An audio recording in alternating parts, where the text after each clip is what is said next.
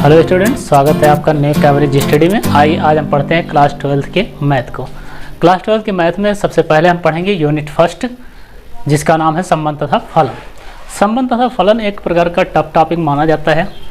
इसलिए tough topic माना जाता है क्योंकि क्लास 11 में ठीक ढंग से ना तो संबंध एवं फलन पढ़ाया गया होता है, ना ही समुच्चय सिद्धांत। तो आइए आज हम पढ़ते हैं संबंध तथा फलन को, तथा क्लास 11 का भी कुछ रिवीजन कर लेते हैं। तो सबसे पहले हम बात करते हैं कार्टेशियन प्रोडक्ट की।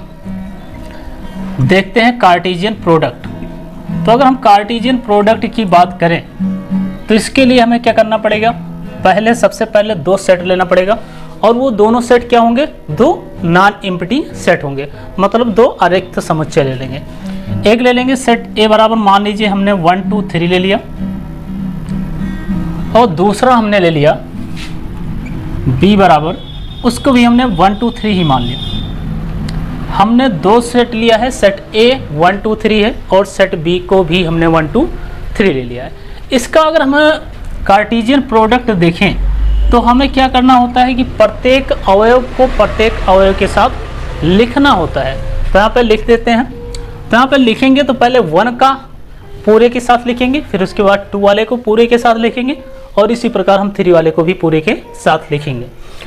तो 1 को 1 के साथ लिखेंगे 1,1, फिर 1 को 2 के साथ लिखेंगे 1,2, फिर 1 को 3 के साथ लिखेंगे 1,3। इसी प्रकार हम लिखेंगे 2,1, फिर 2,2, फिर 2,3।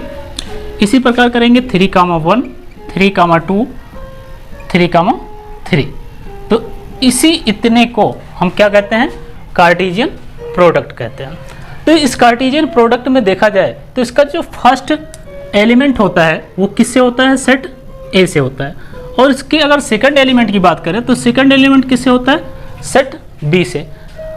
तो इसमें जो फर्स्ट एलिमेंट होता है उसी फर्स्ट एलिमेंट को हम डोमेन भी बोलते हैं, और सेकंड एलिमेंट को क्या बोलते हैं, रेंज बोलते हैं। तो कह सकते हैं कि इसको हम बोलेंगे डोमेन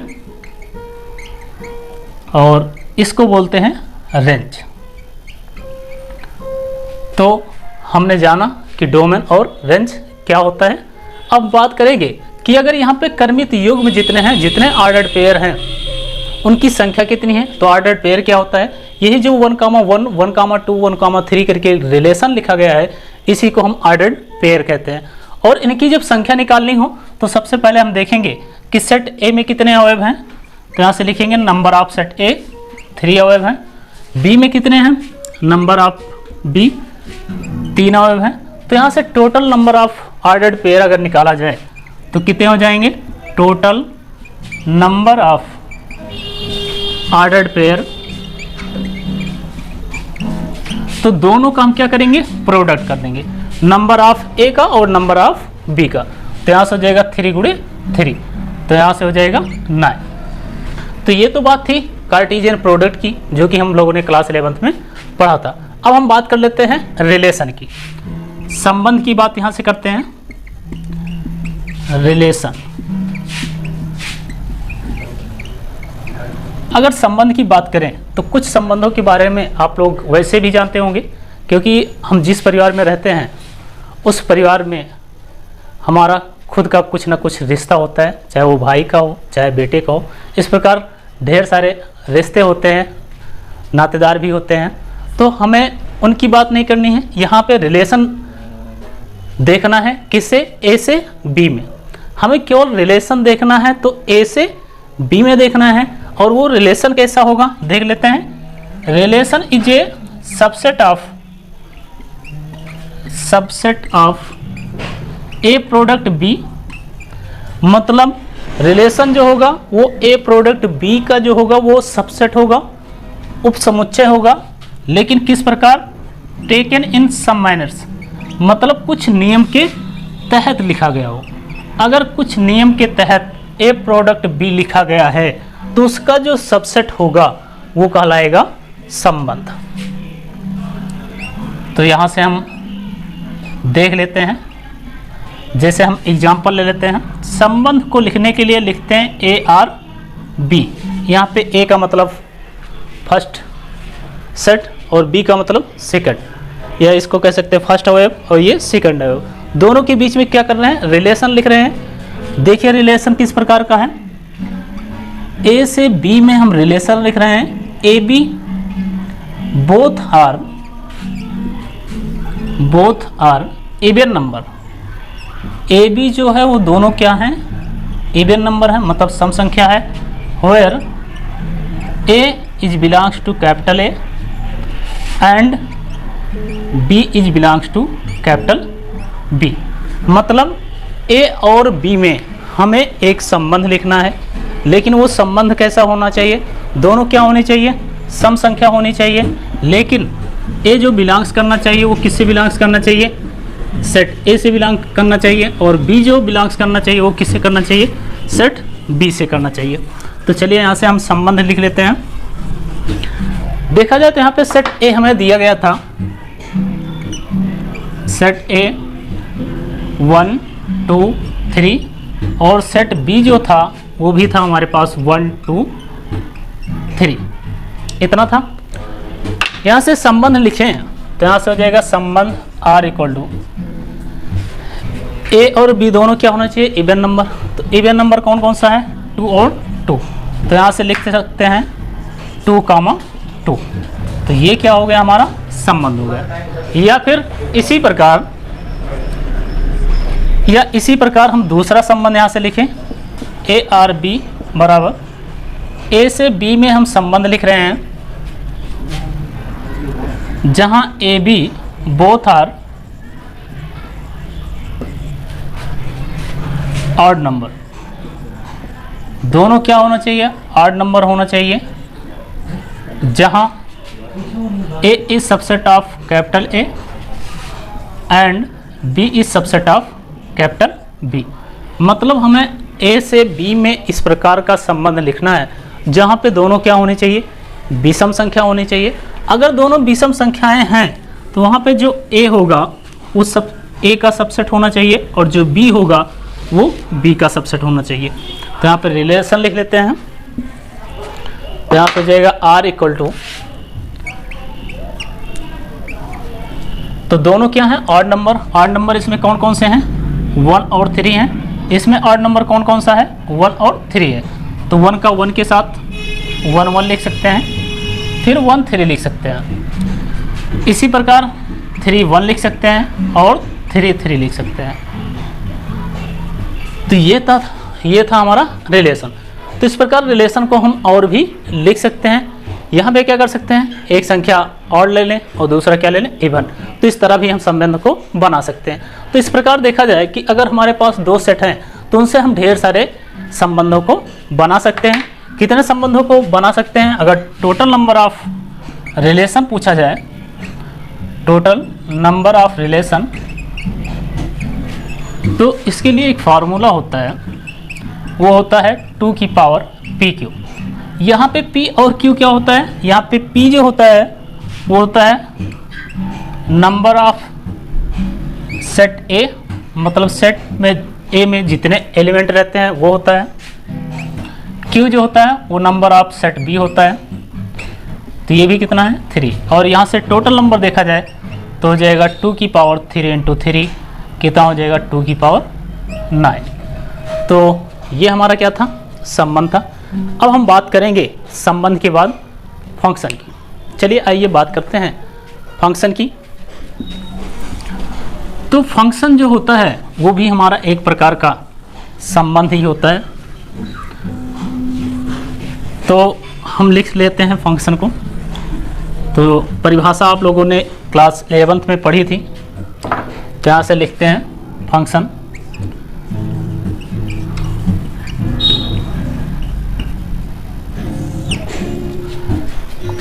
फंक्शन देख लेते हैं।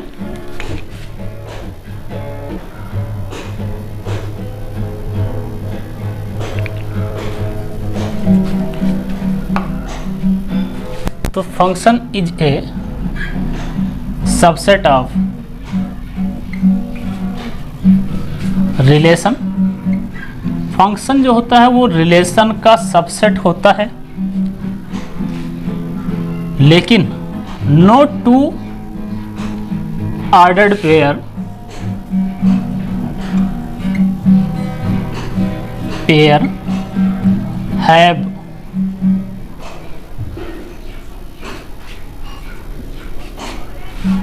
First element same.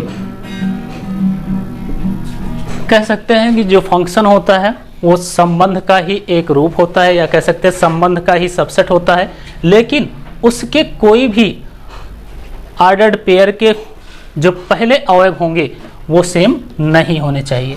तो जैसे यहाँ से फंक्शन हम लिखते हैं ए से बी में हमने फंक्शन लिख दिया किस प्रकार, b जो है वो a+1 है, वेयर जहाँ पे a is subset of capital A and b is subset of capital B। तो यहाँ से रिलेशन है, जबकि हमें पता है कि जो a माना गया था वो हमने माना था 1 2 3 को, और b माना गया था वो था 1 2 3। तो उसके हिसाब से अगर यहाँ से फंक्शन लिखा जाए तो फंक्शन क्या हो जाएगा, यहाँ से अगर फंक्शन लिखें तो हो जाएगा हमारा,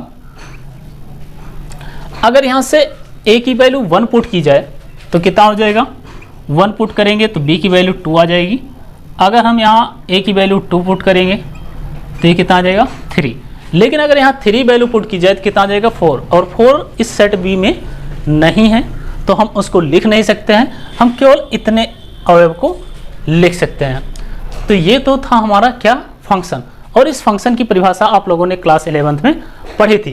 परिभाषा क्या थी कि फंक्शन जो है वो रिलेशन का ही सबसेट है, लेकिन उसके जो ऑर्डर्ड पेयर होते हैं, किन्हीं दो ऑर्डर्ड पेयर का जो पहला अवयव होना चाहिए वो सेम नहीं होना चाहिए।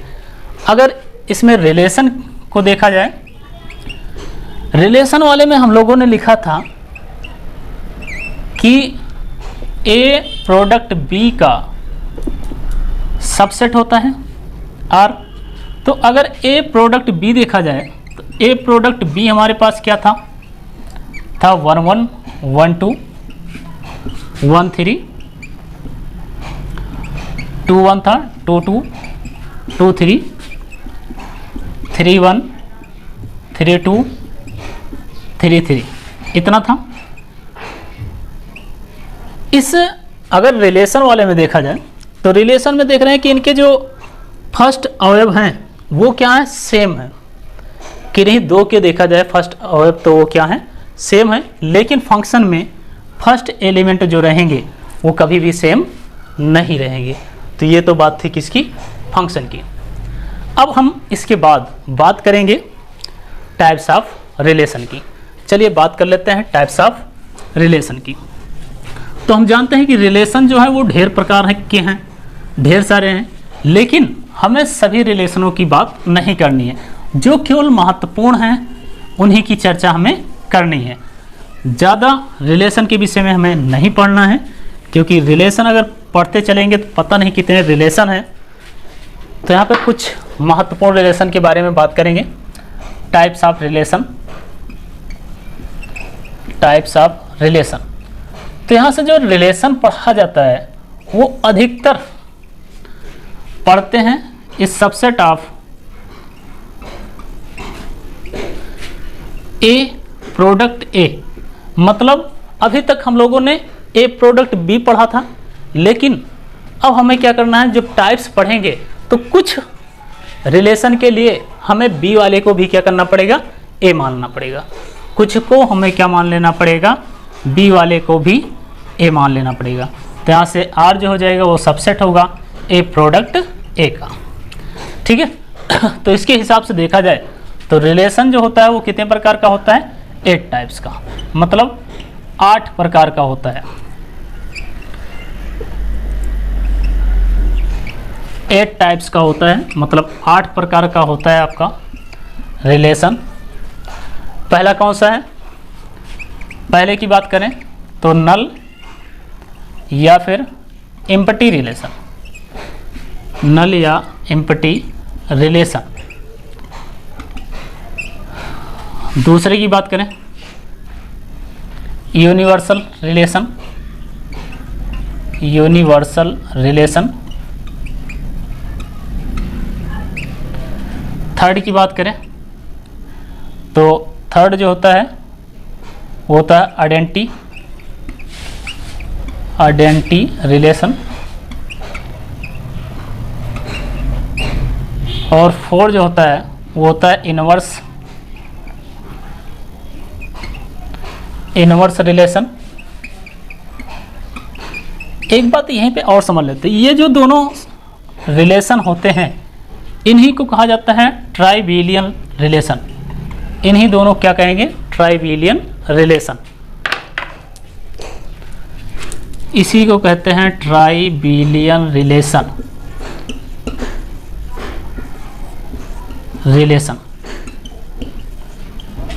तो ये चार हो गया इनवर्स रिलेशन।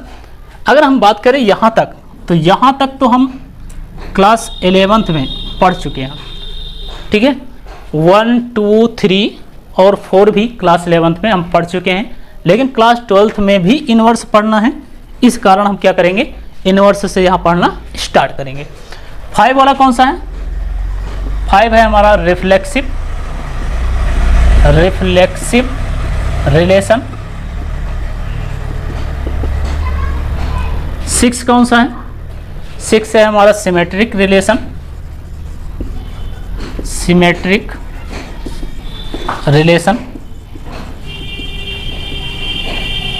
7वां है ट्रांसिटिव रिलेशन। और 8वां जो होगा वो होगा इक्विवेलेंस रिलेशन।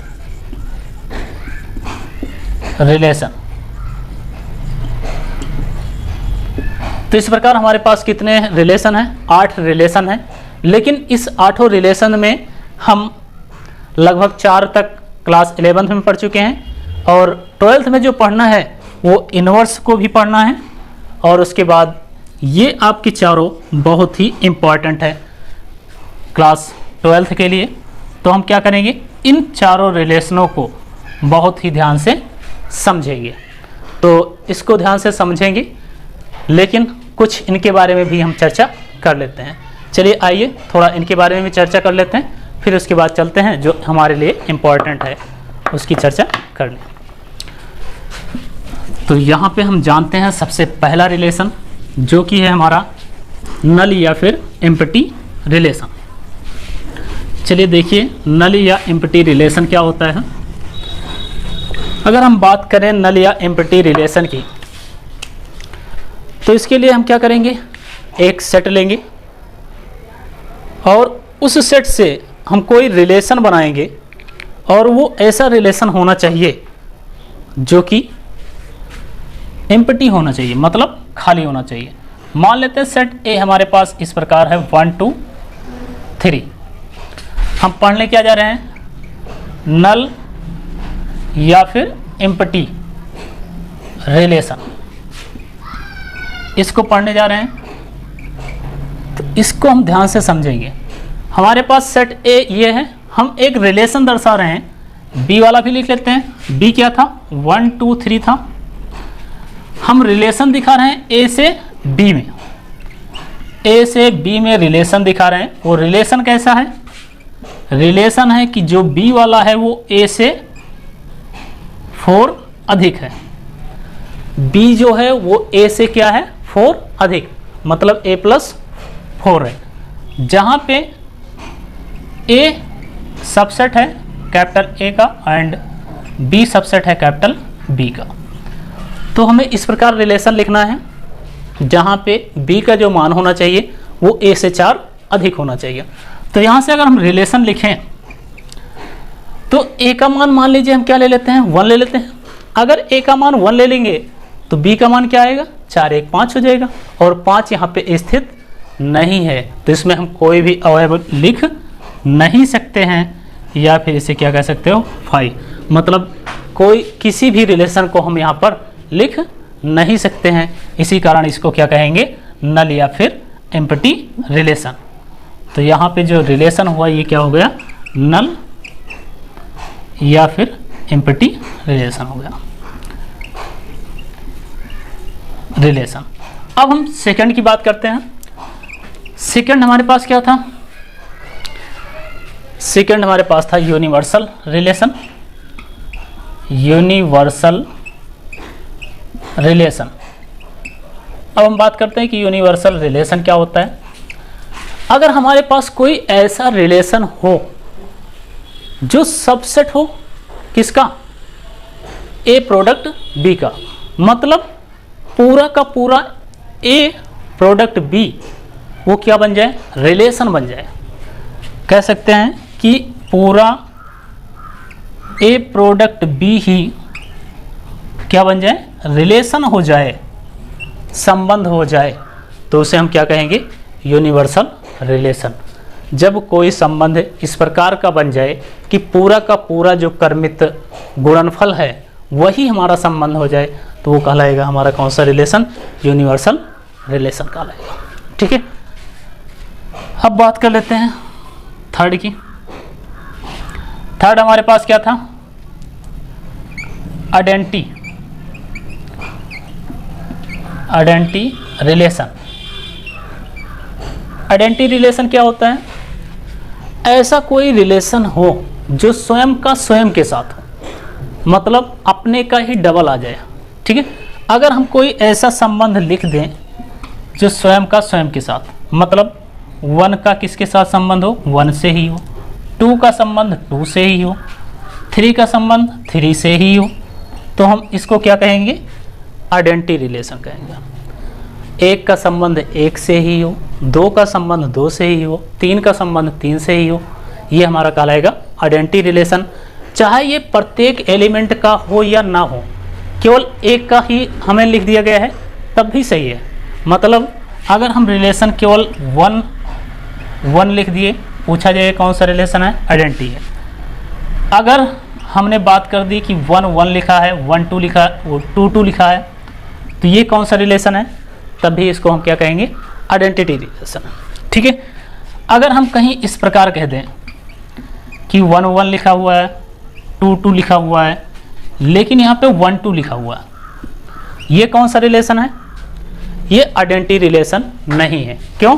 क्योंकि स्वयं का स्वयं के साथ ही संबंध होना चाहिए, लेकिन यहाँ पे 1 का किसके साथ है? 2 के साथ, तो ये आइडेंटिटी रिलेशन नहीं है। ठीक है, तो ये तो था हमारा तीसरा। अब हम बात कर लेते हैं किसकी? चौथे की। अगर हम चौथे की बात करें तो चौथा रिलेशन क्या था हमारे पास? इनवर्स था। लेकिन उससे पहले एक और चीज़ समझ लेते हैं। एक चीज़ बताया गया था जो ट्राइविलियन, तो ट्राइविलियन देख लीजिए क्या होता है। ट्राइविलियन रिलेशन के लिए हमें कोई ऐसा रिलेशन चाहिए जो नल या एम्प्टी भी हो और यूनिवर्सल भी हो।